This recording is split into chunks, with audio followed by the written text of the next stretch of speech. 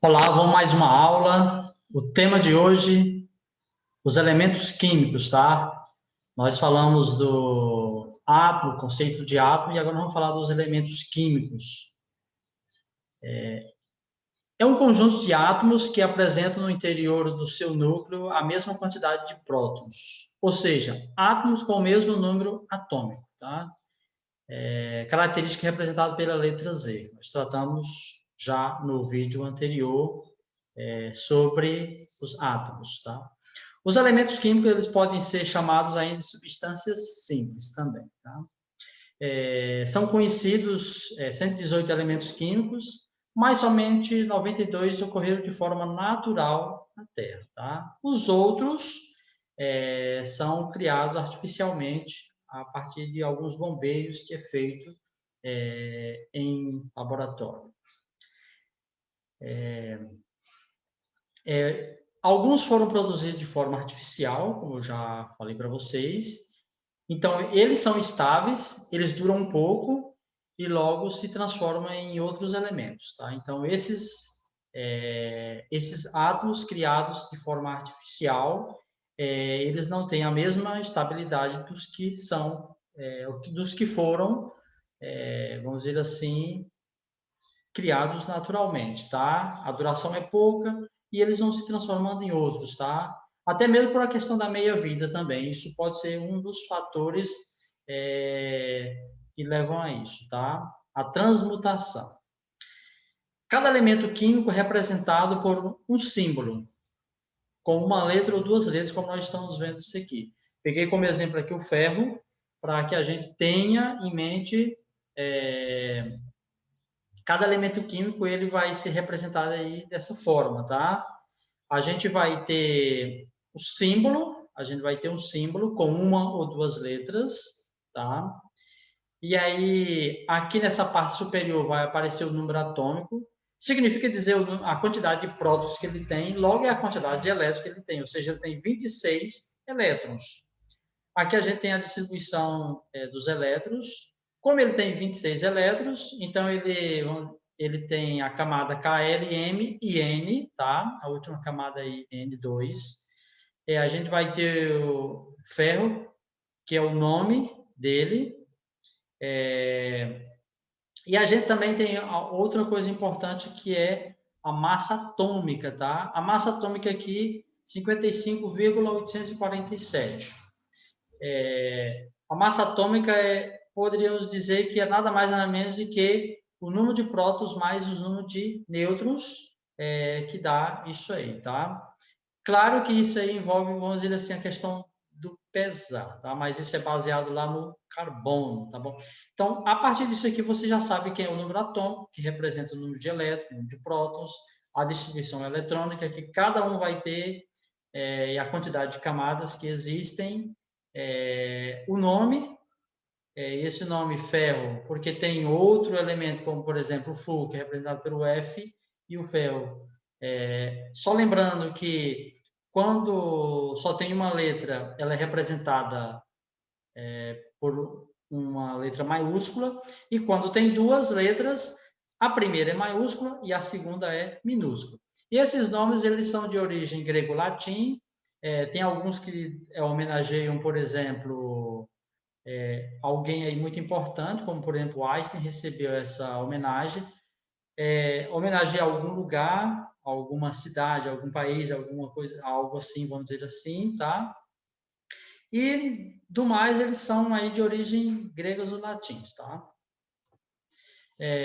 São isótopos, tá? Isótopos, a palavra iso significa igual, tá? Então, são átomos de mesmo elemento químico, ou seja, tem é o mesmo elemento químico que possui a mesma quantidade de prótons. Possui a mesma, tá? Ou seja, mesmo número atômico, tá? Mas eles diferenciam pelo número de massa. Por que ele vai diferenciar pelo número de massa? Porque os nêutrons que ficam alterando. Pode ter um nêutron a mais, dois nêutrons a mais ou três nêutrons a mais. Então, nesse caso, de ele possuir nêutrons a mais, é que ele vai diferenciar vamos dizer assim, ele vai passar a se chamar de isótopos. Aqui, então, o número de massa é a somatória dos prótons mais os nêutrons. Os prótons, eles são estáveis, tá? E os nêutrons é que tem essa alteração, vai se alterar aí. Então, quando a quantidade de nêutron altera, a somatória de nêutron mais prótons é que nós tenhamos aí, a gente vai ter aí, no caso aí, os isótopos. Quando a gente está analisando o mesmo elemento químico, tá? Lembrando que todos os elementos químicos, eles têm isótopos de forma natural, mas na maioria são produzidos de forma artificial, tá? Aqui nós temos o exemplo carbono, que possui 3 isótopos naturais, que é o carbono 12, o 13 e o 14, tá? Aqui nós temos outro exemplo aqui com o hidrogênio, que são isótopos, tá? O hidrogênio, mas não é outro elemento químico, é um isótopo, tá? Por quê? Nesse primeiro aqui nós temos um próton. Nós temos um próton e nós não temos um elétron. Então, nós temos um próton e um elétron, tá? Ele é neutro, tá? Lembrando que aqui ele não possui nêutron, tá? Ele não possui um nêutron aqui, zero, tá? Aqui no segundo, ele já possui um nêutron, então, aqui nós temos um próton, nêutron e um elétron, tá? Então, já acabou diferenciando. Aqui seria 1 para 1, aqui 1 para 2, e no caso aqui eu já tenho 2 nêutrons, 1 para 3, vamos dizer assim. Então, nesse caso aqui, eu tenho um isótopo, tá? Então, isótopo é quando há uma alteração aí na quantidade de nêutrons, tá? Então, essa quantidade de nêutrons aí, mantendo os prótons a mesma quantidade, os nêutrons, os prótons na mesma quantidade, os nêutrons que vai fazer essa alteração. Então, a gente passa a ter os isótopos. Massa atômica. Bom, quando a gente fala de massa, a gente lembra um pouquinho, fazendo uma associação, bem que isso não é correto, mas para ficar claro para vocês, como se fosse pesado, colocar numa balança, tá? Massa atômica é a forma padrão para medir a massa dos átomos, expressa unidade de massa atômica, representado pela letra U, tá? Só lembrando que como tem até mesmo uma questão de estabilidade, ou a gente não tem algo tão preciso assim para ficar medindo essa massa, então pega-se um como base e analisam todos aí, levando ele como base para saber a quantidade aí da massa atômica, tá? Os químicos resolveram tomar como base o carbono, por isso diz eles que a massa atômica é relativa, tá? Foi determinado que uma unidade de massa atômica equivale a 1,66 vezes 10 elevado a 24 negativo, tá? Gramas, tá? Então, uma unidade, tá? Lembrando que o carbono aqui tem, eles dividiram esse carbono em 12 unidades. Então, cada unidade equivale a isso aí. Aí eles pegam assim, tal elemento químico pode ter quantas unidades? Pode ter o dobro do carbono? Pode ter o triplo? Então, não, mas se tem o dobro, o triplo, é só a gente multiplicar isso aí que a gente vai sabendo mais ou menos a quantidade que isso tem. Lembrando que se a gente fosse trabalhar com números de forma reais, seriam números muito pequenos, porque a gente está trabalhando com o expoente negativo, tá? Então, aqui nós temos o carbono 12, tá? Divisão em 12 partes iguais, aqui tem as 12 partes iguais, tá? Uma unidade é igual a 1 dividido por 12 avos vezes o carbono, carbono 12, tá? Que é igual a 1,66 vezes 10 menos 24 gramas, tá?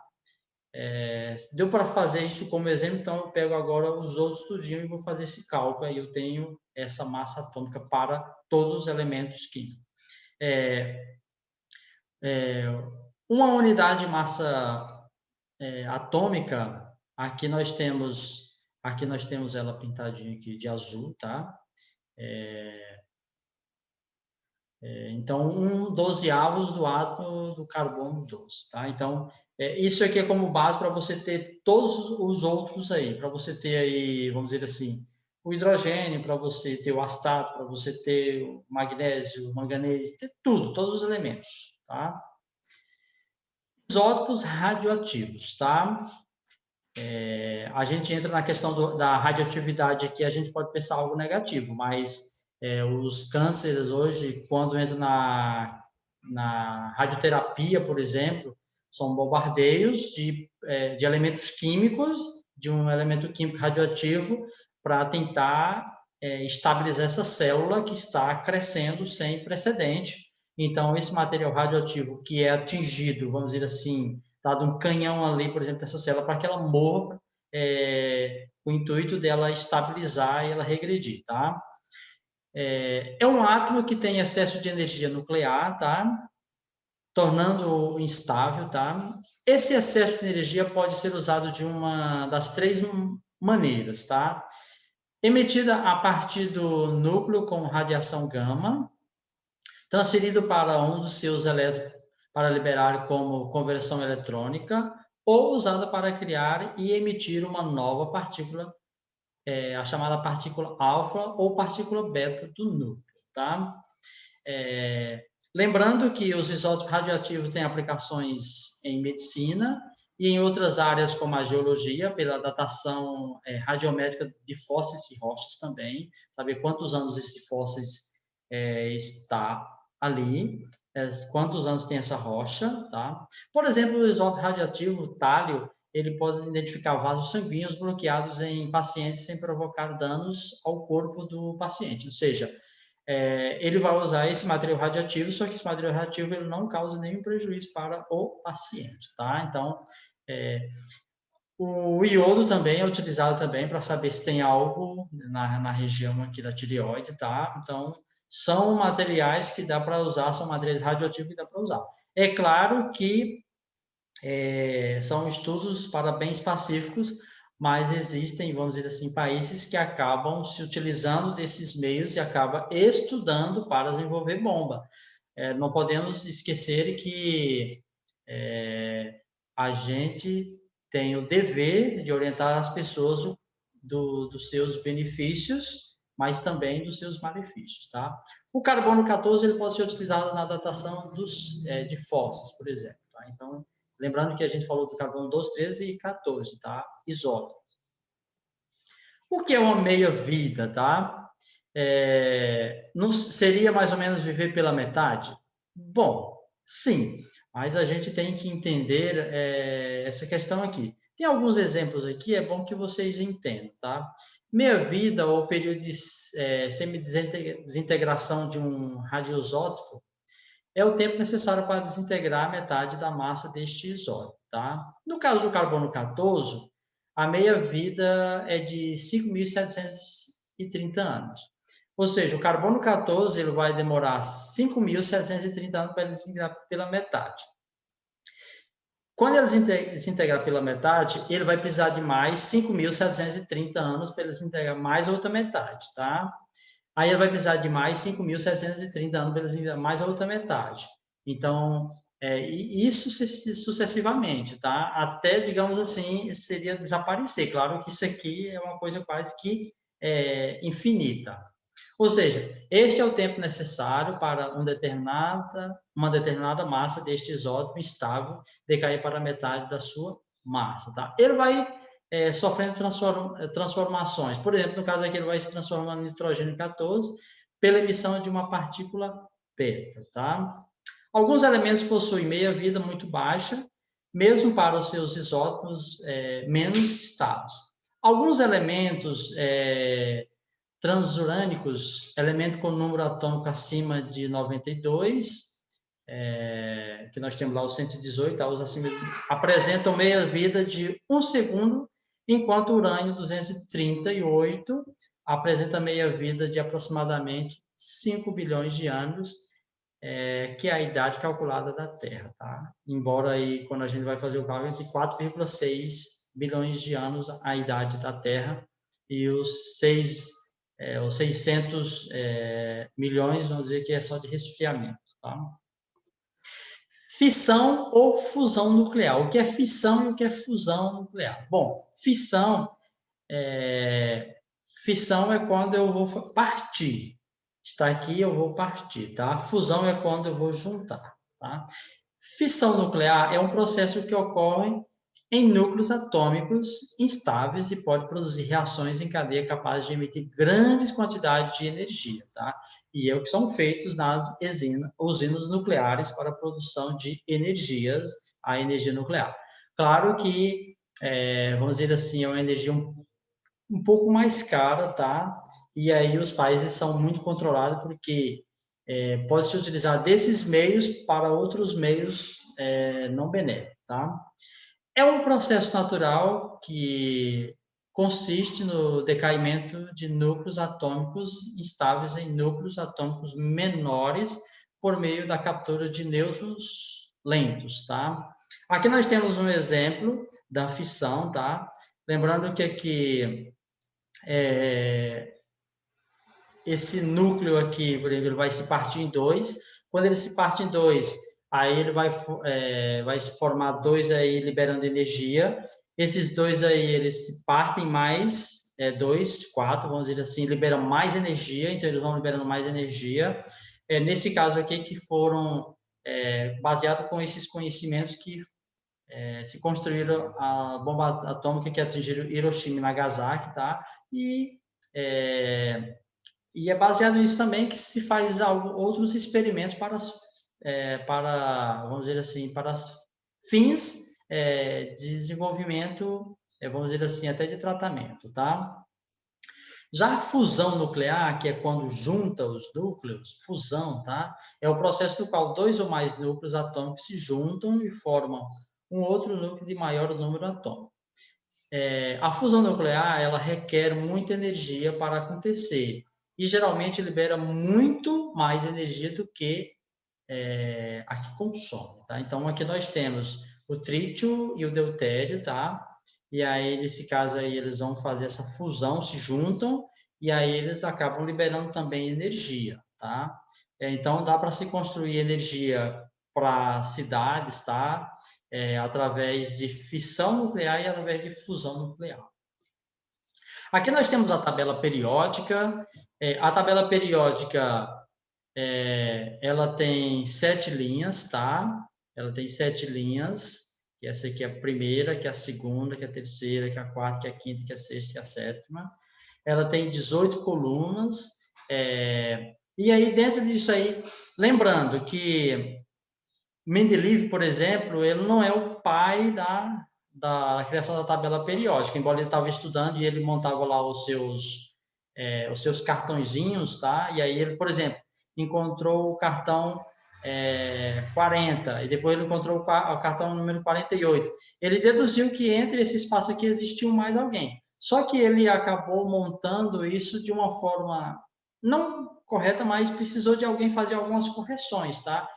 Ao longo do tempo, as pessoas foram descobrindo, ele foi um dos que deu uma montagem mais precisa, e outros foram acabando fazendo toda essa montagem aí que a gente utiliza até hoje, tá? Nós temos aqui, na primeira coluna, os metais, com exceção aqui do hidrogênio, tá? Depois nós temos os metais alcalino terrosos, segunda coluna aqui. Nós temos os metais de transição, que aqui vai do 3 até o 12, tá? Antigamente colocava muito A, 3B, 2B, tá? Mas deu uma mudadinha, tá? Coloquei aqui, mas desconsidere, tá? Aqui depois nós vamos ter os lantinídeos, que começam com lactânio, tá? E os actinídeos aqui que começam com actínio, tá? Que eles vão aqui do 57 ao 71 e do 89 até o 103, tá? Depois a gente tem os metais representativos, tá? Que são esses aqui, os metais representativos. Os semimetais, aqui, e a gente vai ter os não metais, que são esses aqui. Os não metais, porque vamos dizer assim, ao contrário dos metais alcalinos, que são mole, pode cortar assim com a tesoura, a gente vai ter os não metais, que não são condutor de energia, tá? Ou não conduz energia de uma forma perfeita, tá? A gente vai ter os halogênios, aqui a coluna 17, e na coluna 18 a gente tem os gases nobres, tá? Lembrando que aí a gente, aqui nesse meio aqui, por exemplo, Aqui dos não metais a gente tem o carbono, que é sólido, tá? O mercúrio aqui, por exemplo, que ele é líquido, tá? Dos transição. Nós temos aqui o hidrogênio, que ele é gasoso, e os outros que são desconhecidos, alguns desconhecidos, tá? Mas lembrando que aqui está a tabela com os elementos químicos da tabela periódica, substância, chamam de substância simples, tá? O número atômico, símbolo, nome, número de massa, disciplina eletrônica, etc. Tá? Os metais, vamos falar das características físicas dos metais, que são aqueles bons condutores de energia, tá?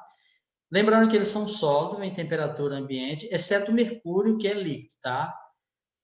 Todos os metais, eles são sólidos, exceto o mercúrio, que é líquido, tá? O Hg, tá? Apresenta coloração prateada, exceto o ouro, que é amarelado, e com exceção do cobre também, que é avermelhado, tá? Os metais apresentam brilho, brilham muito as panelas das casas, da nossa casa, que a gente utiliza esse brilho quando passa. Apresenta elevados pontos de fusão e ebulição, tá? Ponto de fusão e ebulição, a questão aí de se derreter, vamos dizer assim, congelar, exceto o mercúrio, que ponto de fusão é de 38,83 e ebulição, que é de 356, tá? São dúcteis, tá? Podem ser transformados em fios, ou seja,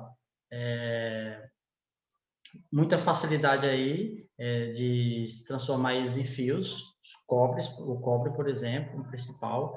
Eles são maleáveis, ou seja, fácil de dobrar, de cortar. Podem ser transformados em lâminas. Os metais apresentam baixíssima elasticidade, tá? Logo, uma alta resistência à tração. São condutor de calor, tá? Por isso que a gente utiliza aí para fazer comida, as panelas de alumínio, né? Os de ferro também. São condutor de corrente elétrica, por isso a questão do cobre. Possui elevada tenacidade, resistência mecânica, tá? A questão do, vamos dizer assim, do quebrar, tá? Ou do riscar. Tem que ter essa diferença aí de tenacidade e dureza, tá, gente? Dureza que não risca, tenacidade, então, diferencia isso aí. Possui baixa dureza, capacidade de riscar, tá? Possui baixa, tá? Pode se riscar com muita facilidade.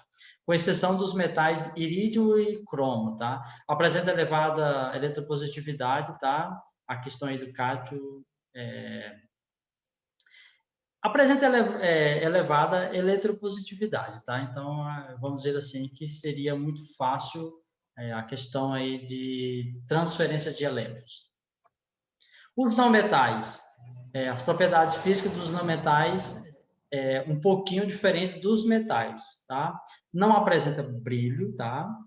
Não conduz corrente elétrica, não conduz calor, apresenta baixo ponto de fusão e ebulição, ao contrário lá dos metais, tá? Pode ser encontrado nos 3 estados físicos da matéria. Exemplo, o iodo é sólido, o bromo é líquido e o cloro é gasoso. Alguns metais fogem às características dos outros, como o iodo é um sólido que apresenta brilho metálico, tá? O carbono, o grafite, é um excelente condutor de calor e eletricidade, tá? Então, a gente acaba tendo essas exceções, tá? Aqui nós temos os metais e os não metais, alguns metais e alguns não metais, ou ametais, como vocês podem encontrar também nos livros. Encontrei como ametais. É a mesma coisa também. Aqui nós temos os alcalinos, que são esses 3 primeiros que são os alcalinos, dividindo aqui, tá, galera? Dividindo aqui para a esquerda e esse aqui para a direita, tá? Esses aqui são os ametais ou não metais, tá? Esses 3 primeiros aqui são alcalinos, eles são mole, tá? O lítio, sódio, potássio, tá? São os metais alcalinos. Tá lá na primeira coluna da tabela periódica. Aqui nós temos os metais alcalinos terrosos. O nome terroso aqui ficou faltando tá? Desculpa. Está na segunda coluna da tabela periódica. Nós temos aqui como exemplo o berílio, o magnésio, o bário, o cálcio, o estrôncio. Voltando aqui na questão do lítio, essa palavra lítio significa pedra, por exemplo. Então, tá? E tem as baterias aí de lítio, tá? a durabilidade, a resistência, tá? Claro que cada vez mais se estão desenvolvendo baterias aí com materiais mais resistentes, descobre outros metais com a fusão ou então a liga, e aí acaba desenvolvendo aí de uma forma mais precisa. Aqui nós temos os não metais ou ametais, que é a mesma coisa, o enxofre. Aqui nós temos o fósforo. O fósforo significa luz, tá? Aqui nós temos o grafite, a ponta do lápis, por exemplo, aqui. A ponta do lápis aqui de grafite, tá? E o iodo, que é utilizado, vamos dizer assim, para os devidos fins. Não vou ficar falando cada característica de um e nem para o que serve, nem o que é feito, mas a gente tem que lá na tabela periódica e pegar, opa, isso aqui serve para quê? Começar a estudar. Então, dá para se envolver tudo que nós temos e que um dia nós teremos está representado na tabela periódica. Galera, então é isso. Gostou da aula? Deixe seu like, deixe seu comentário, se inscreva no canal. Um forte abraço, fique com Deus e até a próxima aula. Tchau!